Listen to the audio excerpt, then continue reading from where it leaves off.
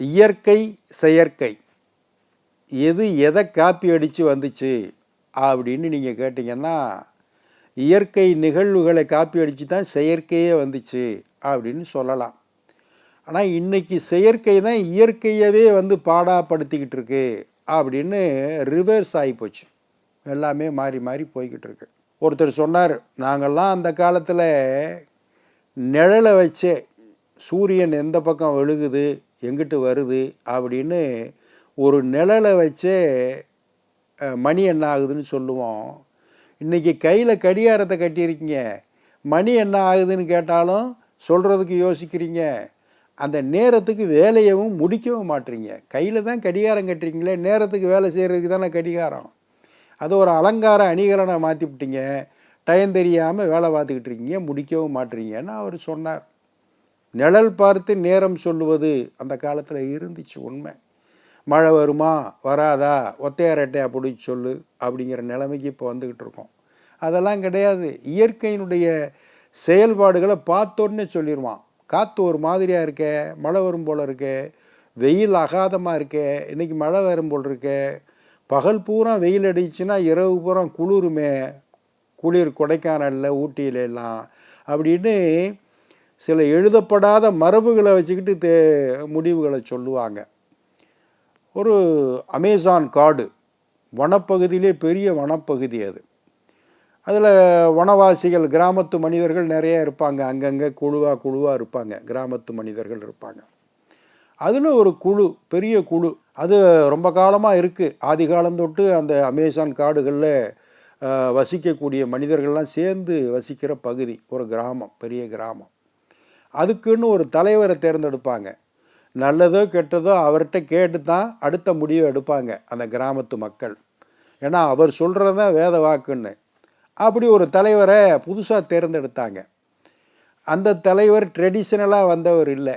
அந்த ஊர்லேயே இருந்து அங்கேயே படித்து அங்கேயே வந்து அவங்க அப்பா அம்மா கூட பழகி அதெல்லாம் கிடையாது. பிறந்த உடனே அவங்க அப்பா அம்மா அவரை தூக்கி கொண்டு போய் பக்கத்தில் இருக்கக்கூடிய நகரத்தில் படிக்க வச்சுட்டாங்க, ஹாஸ்டலில் சேர்த்து. படித்து முடிச்சுட்டு விவசாயம் பார்க்குறதுக்கு காட்டுக்குள்ளே வந்தால் அவரை தலைவராக்கி விட்டாங்க. ஆனால் படித்த மனுஷன். மரபான விஷயங்கள், இயற்கையோடு உறவாடுகிற விஷயங்கள்லாம் அவருக்கு தெரியாது. அப்போ குளிர்காலம் ஆரம்பமாக போகுது. அப்போ அந்த கிராமத்து வாசிகள்லாம் தலைவர் வீட்டு முன்னாடி நின்னாங்க. என்ன அப்படின்னார். இல்லை, இந்த ஆண்டு குளிர் எப்படி இருக்கும் அப்படின்னு உங்கள்கிட்ட கேட்டு தெரிஞ்சுட்டு போகலான்னு வந்தோம் அப்படின்னு இவங்கெல்லாம் கேட்குறாங்க. பொதுவாக தலைவர்கள் அந்த மரபை வச்சு, வானத்து இயல்புகளை வச்சு சொல்லுவாங்க. இவருக்கு ஒன்றும் புரியலை. அது குளிர் இருக்கத்தான் செய்யும், நீங்கள் விறகு சுள்ளிகள்லாம் நல்லா சேகரித்து வைங்க அப்படின்னு பொதுவாக ஒரு வார்த்தையை சொல்லிட்டார். சொல்லிவிட்டு யாருக்கும் தெரியாமல் அவர் வீட்டில் ஒரு லேண்ட்லைன் ஃபோன் இருக்குது, அதில் அடித்தார். எதுக்கு? வானிலை ஆராய்ச்சி மையத்துக்கு அடித்தார். அடித்து குளிர்காலம் எப்படி இருக்குங்க இந்த ஆண்டு அப்படின்னு கேட்டார். கொஞ்சம் கடுமையாக தான் இருக்கும் போல இருக்குது அப்படின்னு அவனும் சொன்னான். அப்போ நம்ம சொன்னது சரி அப்படின்னு முடிவுக்கு வந்துட்டார். அடுத்து ஒரு வாரம் கழித்து திருப்பி கிராமத்து வாசிகள்லாம் கூட்டினாங்க. குளிர் கூடத்தான் இருக்குது, இனிமேல் எப்படி இருக்கும், இது மாறுமா அப்படின்னு ஒரு கேள்வியை வச்சாங்க. வந்துடுறேன்ட்டு வீட்டுக்குள்ளே வந்தார். வந்துட்டு திருப்பி டெலிஃபோனில் அடித்தார் வானிலை ஆராய்ச்சி மையத்துக்கு. இனிமேலும் குளிர் கூடுமா குறையுமா அப்படின்னு கேட்டார். ரொம்ப கடுமையாக இருக்க போகுது அப்படின்னு அவங்க சொன்னாங்க. வெளியே ரொம்ப கடுமையாக இருக்க போகுது, நீங்கள் விறகு சுள்ளியெல்லாம் நிறைய சேகரித்து வீடு பூரா அடுக்குங்க. ஏன்னா குளிர் காலத்தில் நீங்கள் உங்களுக்கு விறகு தான் ரொம்ப முக்கியமானது, வெளியே போக முடியாது எடுக்கிறதுக்கு அப்படின்னு எல்லாம் சேகரிக்க ஆரம்பிச்சிட்டாங்க. அங்கிட்டு ஒரு வாரம் கழித்து இப்போ எப்படி இருக்கும்னு கேட்டாங்க. திருப்பி வானிலை அறிக்கையை கேட்டால் ரொம்ப அதிகமாக தான் இருக்கும்னோடனே அப்பையும் சொல்லிட்டார், விறகுகளை பறக்குங்க, சுள்ளிகளை பறக்குங்கன்னா போர்க்கால அடிப்படையில் நடந்துக்கிட்டு இருக்கு. ஒரு மாதம் ஆச்சு. திருப்பி கேட்டாங்க கிராமத்து வாசிகள். இவரும் ஃபோன் பண்ணி கேட்டார். என்னமோ தெரியலைங்க, இந்த ஆண்டு குளிர் எப்பவும் இல்லாத அளவுக்கு இருக்கும் போல இருக்குன்னு வானிலை ஆராய்ச்சி மையத்துக்காரர் சொன்னார்.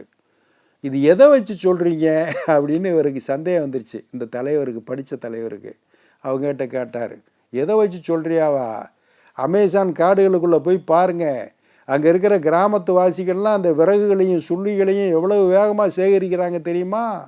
அவங்களுக்கு தெரியாததா உங்களுக்கு தெரிய போகுது. இந்த தடவை குளிர் ரொம்ப கடுமையாக இருக்கும், அதனால தான் அவங்க சேகரிச்சுக்கிட்டு இருக்காங்கன்னா பாருங்கள்.